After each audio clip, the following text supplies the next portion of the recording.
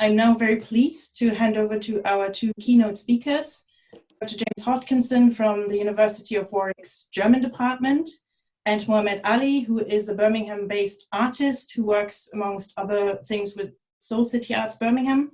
And the two of them will present a keynote to us today, which is entitled Empathic Narratives, Using the Arts to Reposition Muslim Citizenship in the UK Context. Welcome both. So my name is James Hodkinson, and Mohammed and myself will be structuring this in the form of a dialogue. We hope that it's going to be accessible to everybody. I'll start with a few academic questions and reflections that concern me as a researcher, and sort of reconstruct my position as it was before I started working with Mohammed a couple of years ago now. How can we define the Muslim citizen in the UK today? And how can academics and artists work together to explore this issue? Some brief reflections from a researcher's point of view on media representations of the Muslim here in the UK. Media representations of Muslims seem to get pulled into what often gets called a binary structure, comprising, on the one hand, the acceptable, probably compliant Muslim, whose dissent casts him or her in the role of an extremist or an outsider. Caught in this field of tension, Muslims as citizens are very often culturally disenfranchised and lack cultural agency, in that they're unable to inhabit the space in between these two positions. In this sense, they are denied a space of cultural and political dissent from which, sorry, Mohammed's looking a little bit unhappy. Yeah, listen, James, do me a favor, yeah. Look, I respect what you're saying, yeah, but I think we've got to change the tone a little bit here, because I've heard this all before. No offense, right?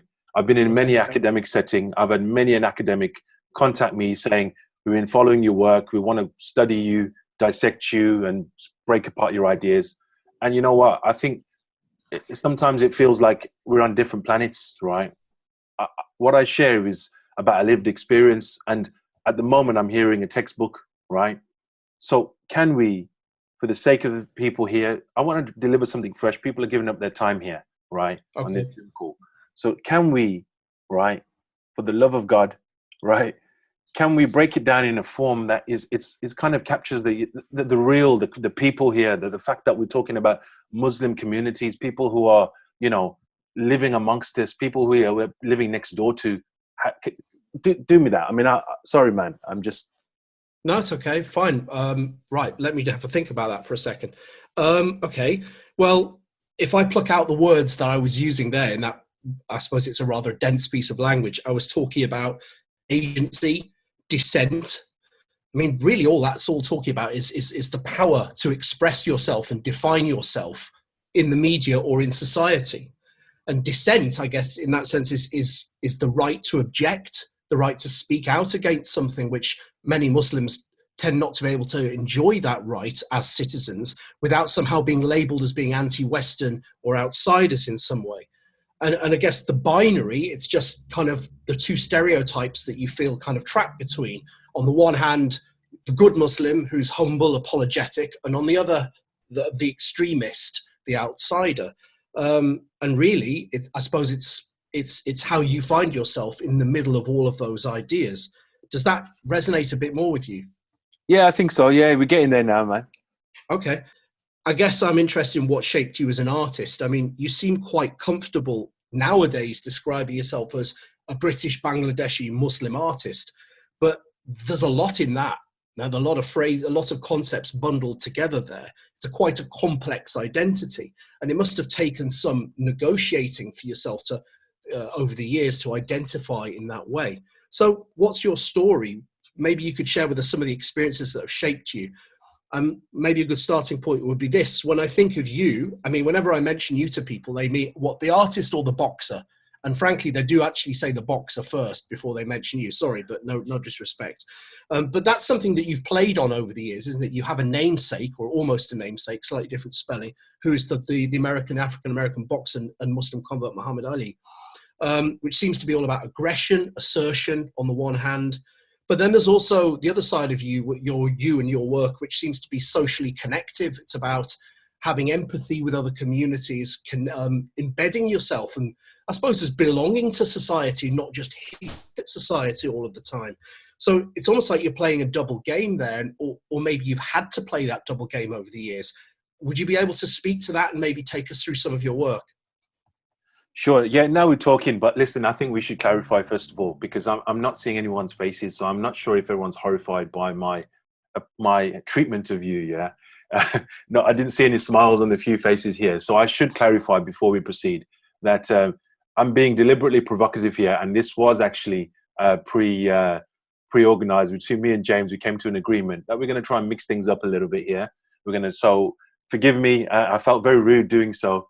But I thought I should clarify in case you think, who is this savage guy? You know, how dare he treat poor James in this way?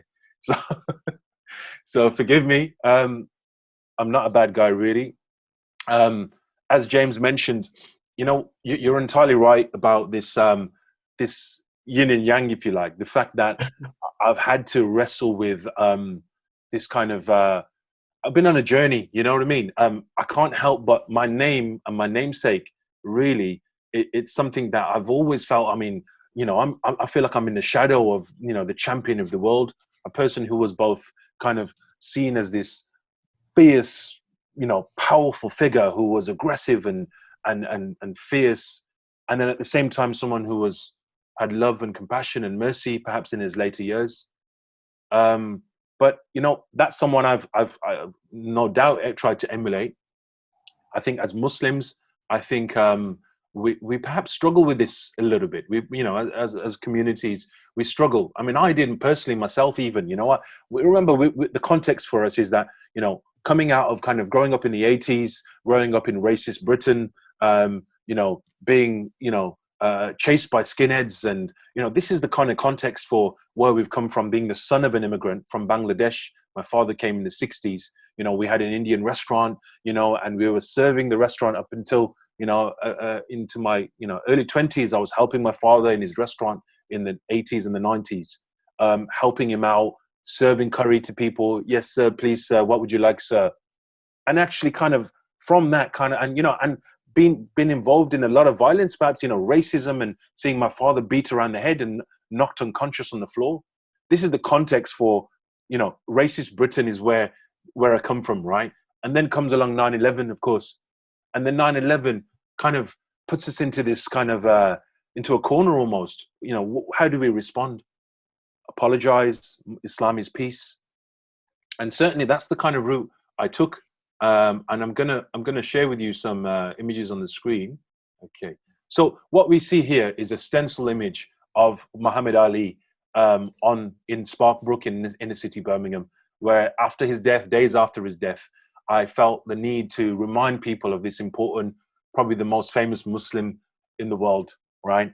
You know, this loved figure from around the globe. And what I've encapsulated here is that aggressive image, and it really, just as I've spoke about this kind of two faces, perhaps, or two kind of temperaments of someone who was aggressive when needed, confident, strong, fierce when needed to be, and at the same time be someone. And just, you'll see this quote that I put alongside what it almost seems contradictory, right? Aggressive image, and there he is. I wish people would love everybody else the way they loved me. It would be a better world. Speaking about love and compassion and mercy, and that is, for me, the spirit of Islam. For me, is about that. It's about that balance between forgiveness and mercy, but also confidence and strength, and being able to stand upright even against, you know, difficult times and whatever people might be throwing at you, you know, where Muslims are terrorists, etc.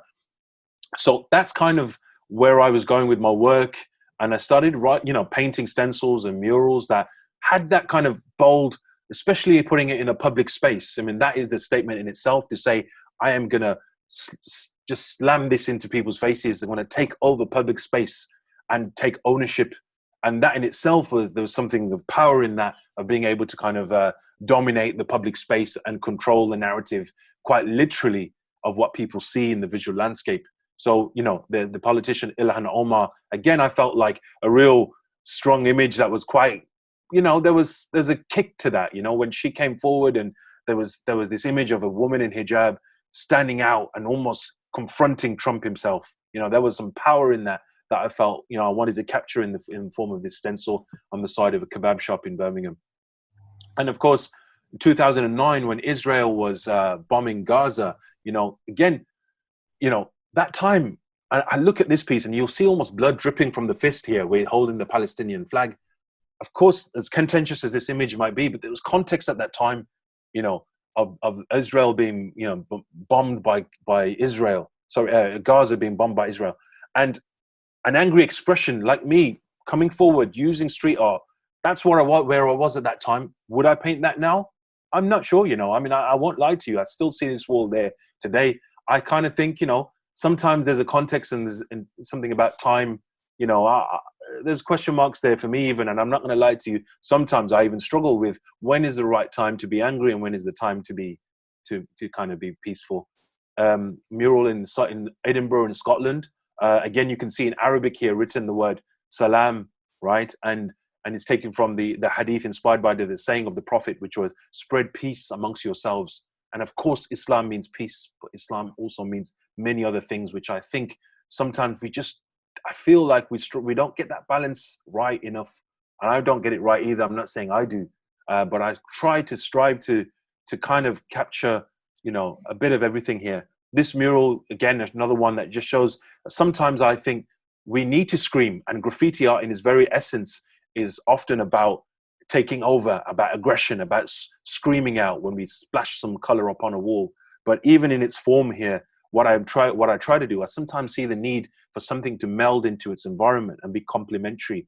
As even in the color palette, as you can see, I try to at least make it something that feels like it's just supposed to be there. And sometimes you don't always have to shout to be heard, but something can be a discrete stencil or a piece of art that blends into the environment to be equally as powerful and impactful. So just other Mohammed, with an eye to the clock, Mohammed, could we maybe there's a fantastic image that you have of Malcolm X towards the end that you painted. Skipping that right now, yeah. So yeah, skipping to and ending on this really, yes. Thanks for that, James. Yes, Malcolm X, another figure who I'd say in the spirit of in the same spirit of Muhammad Ali. We all know he was someone who stood up for the truth. And growing up in the UK, he was a figure that, you know, deeply inspired me. And in this painting, I think what this does, it kind of captures a little bit of what I'm talking about, of a family man who was defending his home. This was based on a very well-known photograph of him, and I'm going to share that image with you here, right? Of him defending his home, right? As a father, protecting his family, someone who was, you know, doing his role as someone who's trying to, you know, protect. But then we see a different context altogether here. And I think that there is, you know, a great discussion here about Muslims and how we perceived and how they are framed or how we frame ourselves. So there we have it. There's just a bit of an insight into what I do. Thanks, Mohammed. That's fantastic. If I could just say a little bit about my background. I mean, I've been working on a project that relates really to the Muslim experience in Germany for many years now. And one of the things that, if I'm honest, my journey itself has been a personal one as well as an academic one. While I was a student in Germany, I was beaten quite badly by a gang of Turkish lads in Hamburg. And I ended up in hospital with a fractured skull. And it really, I guess, shaped my interest in. I went out to Germany to learn German and understand German culture. And I actually ended up in hospital, beaten up by Muslims. It's like another culture that I wasn't expecting to meet, grabbed me by the shirt and sort of shook me and said, we're here as well. And I decided that actually my focus was not going to be purely on Germany, but on this community within Germany and what their historical relationship had been like. And when I went back to university, the literature and the history that I read was all about looking at that triangular relationship, I suppose. What became very interesting to me was I became interested in certain writers who'd not just seen Muslims as outsiders or as others, but who'd attempted through their work to imagine themselves in the perspectives of Muslims and to create something which I guess we call empathy. A couple of years ago when I started work on this project, I was introduced to Mohammed, and we decided that the thing that actually interested us both was this idea of empathy. If I was talking about writers who imagine themselves inside the perspective of Muslims whilst not being Muslims themselves. Mohammed told me about the way in which his work was not just about him throwing his ideas onto a wall, but capturing the stories of other people. Yeah. So one of his other missions as an artist, he told me at the time, was to reflect community stories back at them through different kinds of artworks. And I think it's fair to say, Mohammed, isn't it? That's how we launched the big project that we pulled off last year in Birmingham, which we called the Art of Empathy. Maybe we could just round off by giving a brief overview of that project. Yeah, absolutely. Me and James came together, and it was, if I'm honest, I don't always engage with academics that brilliantly, because sometimes they just take their research and run and you'll never hear from them again. But I loved working with James because he felt like he was committed to, working on a personal level, and he seemed to care. He didn't pay me to say any of that, by the way. Here we have this multi-story car park in Birmingham, which we took over. Again, there was an element of kind of, that kind of confidence of saying we are going to take this space and it's ours. And here we see basically a multi-story car park, the ground floor, where we transformed it, where you see James presenting here. We invited a poet, and there's a film we were working on, which you can see online. I think we can share the link probably in this chat window, actually. I'll try and do that shortly. But you can see people gathered here. Myself and James kind of brought together different people. We explored the film together in a multi-story car park, and people having just brilliant conversations and kind of getting an insight into each other's, into each other's lives, really, and perspectives. And you can see here a figure, actually, and I'll end on this slide. Just here, blurred out in the background, I would love it. I should have a competition, shouldn't we? Guess who this is, But there he is, yeah. Here we have, is anyone messaged now? Maybe not. But Mozambique, again, the need for a former Guantanamo Bay inmate. And that's for me what really kind of made it special, because it wasn't just, I'm going to be brutally honest here, it wasn't just faith leaders eating samosa and pakora and tea and biscuits in the back of a church hall. Here we had, people would never normally get to hear from. Someone who's telling their experience of being, a captive, a prisoner, right? When are we going to get these kind of conversations? And society doesn't allow for us to kind of have such conversations. So it was a beautiful project. Okay, thanks, Mohammed. One of the beautiful things was that Mohammed had been gathering narratives from different communities that he'd interviewed all around the world, really, in Srebrenica as part of the Srebrenica project, speaking to Australian Aboriginals in Melbourne here, where I'm based currently. And the Empathy Project was all about, as it were, making people engage with people whose stories and mindset and perspectives they'd never engaged with before. Even half the people who came to the car park events were actually people going through the car park to get to their cars to go home that night from work, but they were actually caught in the web, if you like, of this event, and actually ended up sitting down for a couple of hours and talking to us. So there was a kind of flash mob spontaneous element about the whole thing. To connect this back in with a few final words now, with an eye to the clock, I hope that we've been able to show you now through our sort of partly staged, partly spontaneous dialogue, that we've been trying to build a new way of working, not just a new set of themes, but a new way that academics and Mohammed and myself embody that, I suppose, artists and academics can work together. We're continuing to work together, even though our funded project is over. And I think that says quite a lot. But it's, I guess, a relationship in which the academic and the artist offer a benevolent challenge to each other. So in a way, Mohammed and I never really had an argument, but we did have some conversations where Mohammed would have said to me, look, what does this mean? What's all this dense published material that you're talking about? Break it down for me. Tell me what the essence of this is and how it relates to me. And I would regularly give him ideas and say, look, here's a concept. Let's see if we can work with this. So we actually kind of met in the middle, I suppose, and that was really what underlay a lot of it. But I think what we've been aiming to do is to show that it's about more than just ensuring that certain communities have representation or have a voice. It's about what community artists do when they get given platforms and how they use them in particular. So work like ours I would finish by arguing, could be seen as a kind of remodeled, engaged citizenship for Muslim artists, not just by engaging with that theme, but also through arts practice, where the Muslim artist is a kind of full citizen in the fullest sense of the word, where the artist has the role, on the one hand, of empathizing, storytelling on the behalf of others and wider society, of speaking of how he or she is part of that society, it connects with it and feels very much integrated within it, but at the same time is not scared of robustly putting forward their own identity, I suppose, speaking from their own unique cultural perspective in a way that's not apologetic, and denies that kind of binary that you can either be good or bad, inside or outside, you can belong or not belong, and that they're not afraid to ask the difficult questions at the right time, and that they're not afraid of being banished from society, I suppose, or banished on the media landscape for having done so.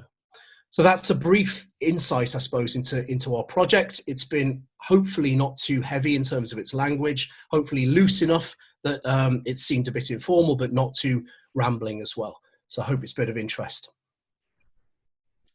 Thank you very much, both to you, James, and to Mohammed. You can't see everyone else's face, but I'm sure they're as excited as I am. This was a really, really great introduction to your work. I am happy to now take questions for the next 20 minutes or so. So far, people are very positive in the chat. And also I can tell you, Mohammed, that they were really supportive of your intervention. So people really liked it and actually really liked this idea of challenging the language that we as academics use, and that can be exclusionary at times, I think. Are there any questions right now in the chat that I'm happy to redirect to our speakers? Okay, I realized that it might actually take people some time to type up a question, so maybe I'll start with a question that I had when I listened, or two questions actually that I had when I listened to your talk. Maybe one can go to Mohammed, one can go to James. I was wondering whether, Mohammed, you could say a bit more about the acceptability of certain types of emotions and how that relates to gender. Because, for example, in my own work, I've recently written a piece about how Jewish artists in Germany are reclaiming notions of rage and Jewish anger. And what I found is that it's a very gendered acceptability. So it's okay for male artists to do that, but there are rarely any female artists who do it. And I was wondering whether you can say some more about that. And then maybe to James, but also that goes to you both. Like you both talked a lot about like visibility and recognition and claiming space, but I wonder with this whole concept of empathy, the idea of listening is equally important, right? And also in your entire work, this idea of listening seems to be really important. So I was wondering whether you could say a bit more about not only seeing and claiming and making visible, but also the other side, how can we foster better cultures of listening actually to one another? Mohammed, do you want to start with talking about for maybe gender issue? Yeah, I mean, very simple, really. I mean, I think I understand your question, but it's gender in terms of the arts. So we're talking about voices of the female voice within the arts, and how that is that right? Yes, that would really interest me, but also specifically in relation to this idea of what kind of emotions you can show as a minority citizen, for want of a better word. Because I feel like there's a different, like it's less acceptable, for example, for women artists of Jewish descent in Germany to be angry than it is for the men. Do you see a similar thing going on in the communities that you've been talking about, or is not really? I mean, first of all, just female voices in terms of creativity. That I mean, I've been doing this since way before 9/11 now, but 15, close to 20 years now. When Muslim artists' voices were almost non-existent. When I say those who are living in the West and kind of Muslims born and raised. Female representation within the arts and there's more female than the blokes, basically, right? And it seems like there's not enough men sometimes. When you're talking about spoken word poetry, and I've never seen any kind of barriers of any female poets. Some brilliant poets like Warwick, who's a British Somalian poet who's hugely successful and went on and she did stuff with Beyonce eventually. She was a Muslim Somalian British poet. And I never really saw any kind of barriers when it came to creatively expressing. In fact, that was their avenue. They couldn't do so perhaps in the in the platforms like the mosques and the community spaces, but the arts were that place for them to kind of freely express what they wanted to express. Thank you. Yeah, and just oh wow, big long questions coming in. Yeah. I won't look at those right now. I'll answer your question first. The question you asked me was about listening. Yeah, I mean, there's a certain kind of tension that you heard in Mohammed's work, in not just in terms of how you represent certain contentious themes, such as, you know, protest versus acquiescence, violence versus peace, that kind of thing, but also what you do with spaces. I mean, there's something about graffiti, which, as Mohammed said, is about hijacking public spaces. But then the thing that I suppose made our work together is I was very interested in the way in which writers both had to absorb aspects of Islam from a German perspective in order to imagine themselves into it. So they were always involved in a kind of a dialogue, and that a really dialogical relationship is one in which there is listening as well as speaking. So even if eventually you end up creating something which is your own, if what you create is born out of a dialogue where you're actually drawing on conversations that you've had, then there is a dialogical element in them. You know, you have listened as part of the productive process. Mohammed works a lot with people's stories. And so that was really the place in which we connected around the idea of empathy, because we saw the kind of tension that's there in my research and his work. How do you speak whilst also listening? I suppose that's the age-old sort of dilemma of an artist who wants to work on behalf of another community or another person, because ultimately they're speaking. You know, how do you reposition yourself to be inclusive or authentic, I suppose, in the way those stories are framed. So in a way, those tensions reflect in our work. We took over a car park, but we used it to facilitate dialogue. Yeah, we didn't just wreck the joint. So, well, I don't think we did, at least. So, I mean,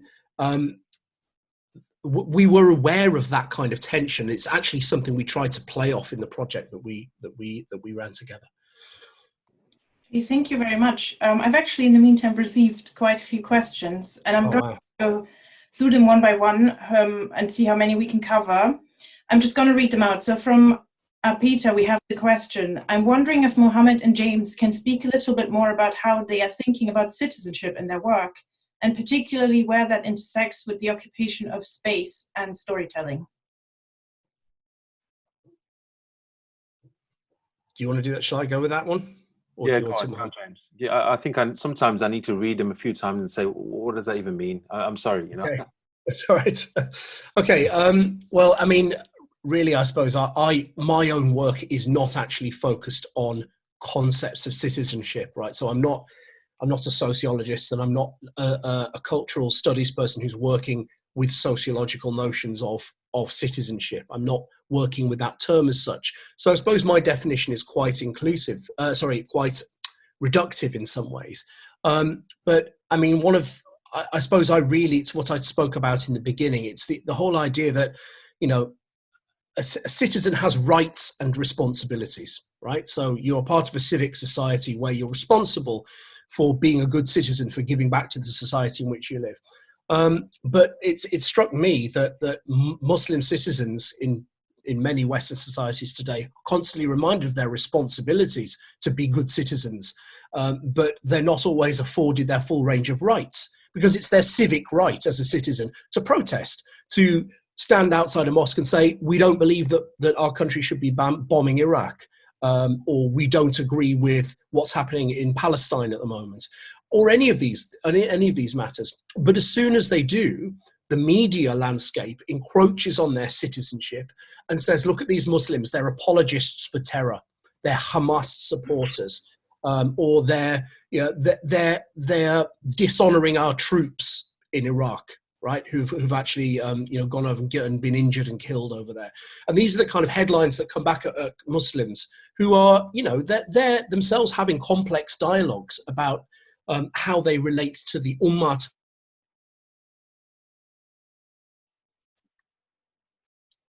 position that with regard to their position as British citizens. They're very often shown as exploiting their citizenship because they're, sort of kicking the country, biting the hand that feeds them effectively. I'm convinced that, white people and non-Muslims get to say all kinds of outrageous things and exploit their citizenship to the full, their civic rights, without having any threat of having the microphone taken away from them. So for me, that was all about the right to tell your stories and to tell provocative stories and to push this idea of being a full citizenship, prosecuting your rights as well as your responsibilities. And I was always keen for the artists that I'd worked with to be able to do that. Perfect. I think James answers it brilliantly. Thank you. All right, then I'm going to move on to the next question, which is from Mohammed specifically, from Jamie. Mohammed, have you found your work has been altered or covered up? And do you always work to commission in permission-given spaces? Or do you also make art in a more spontaneous way in spaces that are more shared, where permission may not have been given by the local authority? Okay. Yes, artwork has been altered and covered and sometimes defaced or painted over by city authorities. So yes, that they're painted over includes even works that have been legally sanctioned and I've had permission, which is quite shocking. But that was because there were some of the messages being political, and in particular the walls around Palestine that you would have seen. There was a whole big thing. It was in the Daily Mail and BBC Newsnight. Jeremy Paxman came and covered it. It was a big thing about these legal murals, and that was the crazy thing. These murals that you wouldn't normally see something that was such a heavy, contentious subject, but actually they were legally sanctioned. How do you kind of even fathom that? This is something that's with permission. It's been granted permission, but so there was this kind of interesting space that I was in, which was navigating kind of through the legally sanctioned work where I had the autonomy and the freedom to paint what I want to paint, as opposed to the commissioned piece. Yeah. And there's that whole thing of the commercialized, commissioned graffiti artist versus I might get permission, but actually I'll very rarely I'll have anybody dictate to me what they want me to paint. And and in terms of, do I get permission all the time, and has it been done illegally in the past? No comment. All right. Okay, I'm gonna move on to the next question, which again is for both of you. It's a bit of a long one, so I'm gonna read it out to both of you. It's essentially, if I get it right, about play and playfulness. So Joanna says, I think what your interaction showed us is how sometimes the most difficult issues and questions emerge through play and playfulness. Your presentation was in part a performance of how artists and academics interact, and yet the performance element of it pointed to an uncomfortable truth about the relationships of power between artists and researchers. So I'm interested in how elements of playfulness become important in both research and art, and what that playfulness can open up. This is something I've been thinking about a lot in my own work and in facilitating storytelling processes with groups who experience multiple and deep forms of discrimination. So what role do you both see for play and playfulness in your work? James, do you want to take this? I can start. Yeah, I mean, I think the thing that I came to embrace experimentation and play. One of the things that I had to learn quite early on in my public engagement work was that the academic can't. It's not just it's not just the matter that the academic can't be too predatory and go in and, as it were, take what they want from the artist or the community they're working with and then go again, right? I mean, I was already signed up to that. That's not what you do. You build a relationship. But what interested me was that I actually still came with a list of to-dos, and I also came with a bag of money.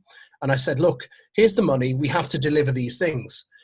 Someone like Mohammed is an artist, is very used to delivering all kinds of things to budget and to time and ticking boxes. But he also wants the freedom to work as an artist. So part of actually what I learned to do was to be far more playful and to, in the sense of let go of my preconceptions of what the project would look like, and allow him creative leeway. I mean, I started off talking to about 18th century writers, and how we could maybe look at sort of old photographs and ideas. And we ended up doing something that involved live music, spoken word poetry, on the floor of a car park. You know, and not only is that a million miles away from the work that I do in terms of the materials, it's also a million miles away from what I'd imagined the thing would have looked like when I started the project. So I'm forever grateful for Mohammed for sort of reminding me of that. Because the other thing is, I'm a frustrated artist myself as a musician, and as such, being able to reconnect with that, the creative side that I often forget that I have myself as an academic, was really refreshing. And I think it's part of what keeps us going, keeps us working together. I'll just add that what I do in its very nature as an artist is about creating glitches and something that upsets the system a little bit. So whatever world I'm entering, the academic world, or I'm also a trustee of Birmingham Museum and Art Gallery. When I enter these spaces, I'm kind of like, you guys might have been doing this in such a way. I'm here to throw that and try and disrupt that a little bit for your benefit. Because as an artist, that's the world I come from. So when I'm working in an academic setting, I'm saying, let's just throw this apart. Just as we did earlier in terms of the framing of this conversation, I felt like, nah, you know what, let's try and turn this upside down a little bit.